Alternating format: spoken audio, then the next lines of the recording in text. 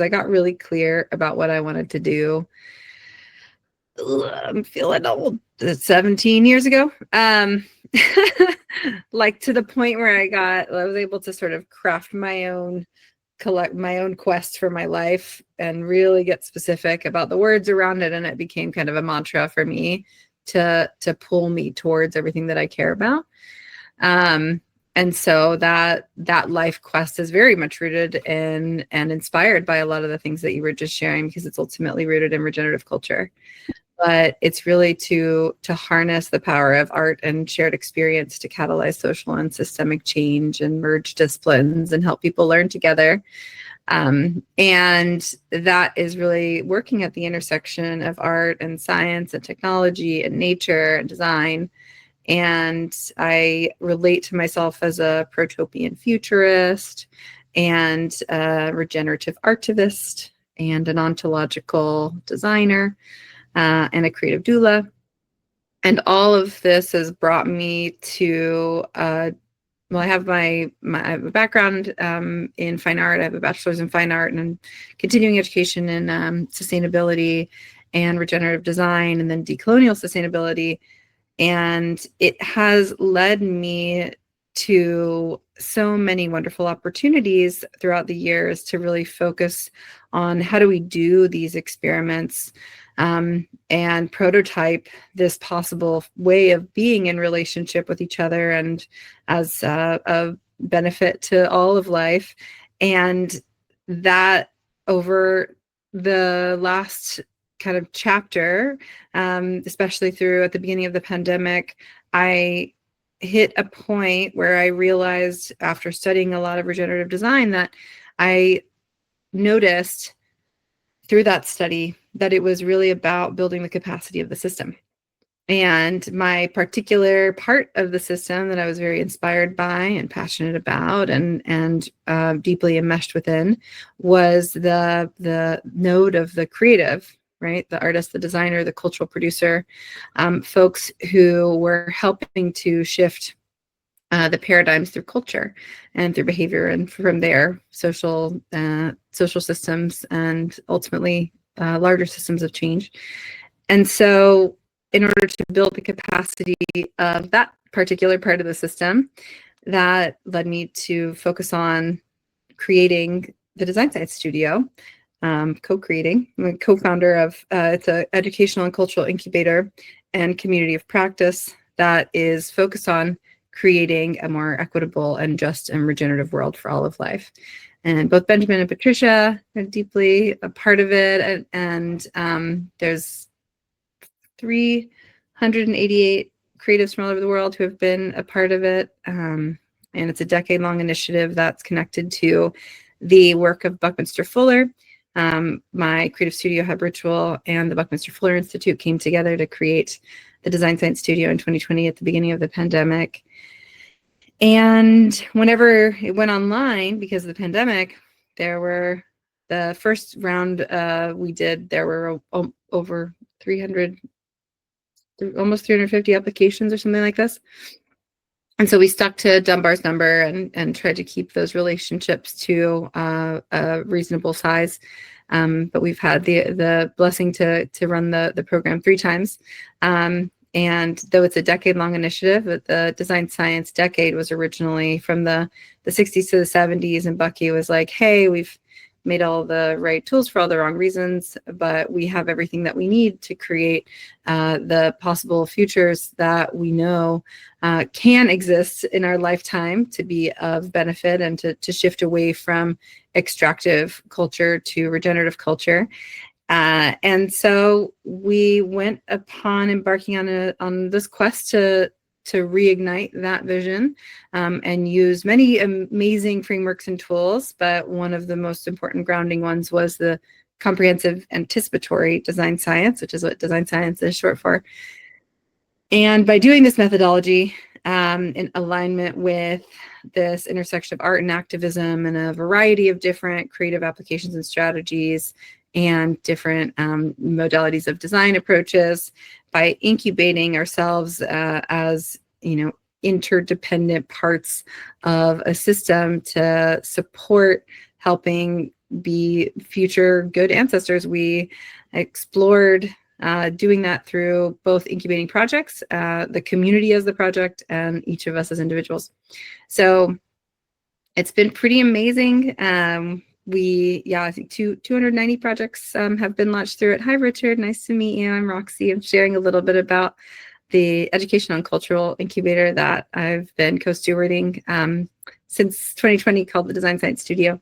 And we're about to do our fourth cohort. We call them CoheARTs, which is very sweet because it is ultimately about tending to this hearth and this heart of the work that is rooted in community and a community of practice. So after a year of sort of a lot more bioregional activation and gestation, we are coming back to do our fourth round. And we'll be opening applications over the coming weeks and starting the next round, which is a 7-month incubator that will begin in late October. And it's Cosmo local, so global community of practice with local bioregional and regional hubs and collectives.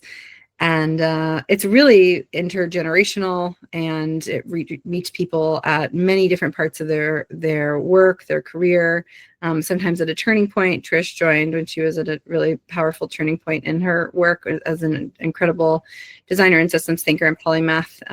And I think for a lot of people in a similar way, it met them and supported really exploring what does it take to create a world that works for all of life, and how might that deep exploration coupled with practice and like incubating work that can be of service to that support by actually weaving with a lot of other folks who are working in the space, how can that really bolster and accelerate that potential?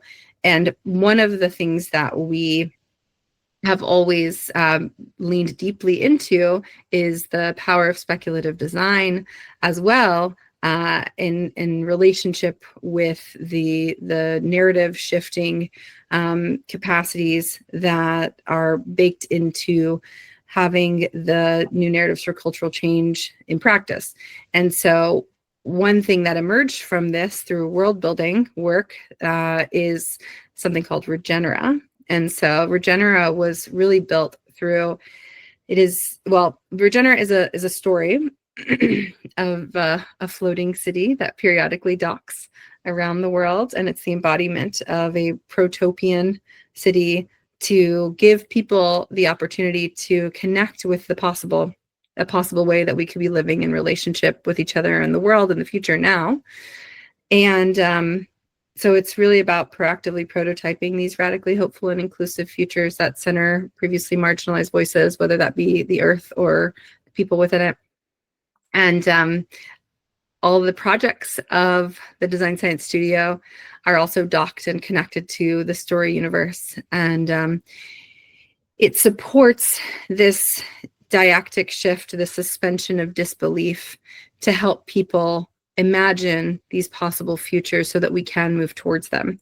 And periodically, Regenera docks, sometimes online and sometimes in person. And so we're about to have our third in-person docking of the World of Regenera at Black Rock City. We were invited by the Burning Man project to be a part of the Man Pavilion. So this year, the Burning Man theme is Tomorrow, Today. And so it was really exciting and quite an honor that we had the opportunity, because of the collective, which we call the Evolutionary Collective. Evolutionaries are the graduates, folks who have been through the program, that we've all been really tending to and stewarding this regenerative culture through our work, through our practice, through our land-based projects, through our festivals, through, there's so many different ways that people are actually applying these principles to the work that they're doing, whether it be in everything from new governance systems to large-scale immersive art and everything between. So it's really about this, like, how are we creatively producing and tending to culture in a variety of contexts so that we can embody and move towards this more regenerative culture that works for all. And so the Burning Man Project invited us because we've been helping as one of the primary nodes for a long time for a lot of really amazing people with a lot of really amazing people to bring this more deeply practiced cultural tending that we have been doing to the citizens of Black Rock City. So we'll be in the Man Pavilion, right at the base of the man, under the man. We'll be doing this pretty big installation that is a portal into Regenera, into the city of Regenera. And so there people will be able to explore and connect with the different myths. Oh, go ahead, Trish. Do you want me to screen share any of the mock-ups while you're speaking, or I'll leave them off screen? Oh, yeah, go for it. Yep. We haven't fully updated all our recent 3D models, but happy to share them. I guess contextually, physically, it's about 17 feet tall, 16 feet wide, 15 feet deep. And these are some of the early mock-ups. You can see the person is quite small. And so it allows you to peer into different portals across the city. And then in the city of Regenera. So you can kind of see where it is at the base of the man. That's directly underneath where the man is. So that roof above is the man itself. So we're in this alcove that faces the temple. And there's a participatory citizen zone. So people will be able to explore a variety of different archetypes to see kind of what is the role that they play in the ecosystem. Or many roles, right? And then there's a library of Regenera to invite them into the possible and invite them also into co-authoring the futures they want to see, and also what are we hospicing, what are we doing, what are we bringing forward.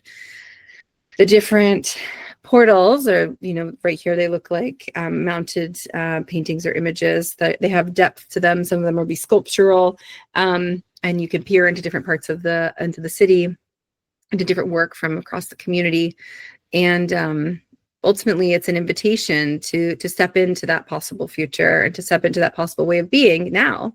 And hopefully it will be a helpful and nourishing place for people to refill, because right now we're obviously in dire straits and across the world, and it can be hard to reconnect to the more beautiful world our hearts know is possible. And even though we are, very much looking at this intersection of the poly crisis and the meta crisis, and have passed almost every single critical tipping point, it's absolutely imperative, and I know I'm preaching to the choir in this space, but that we continue to imagine what feels completely preposterous or impossible, and know that, like, the world that we are living in was created by people, and there's an incredible amount of brilliant humans who are doing wonderful work.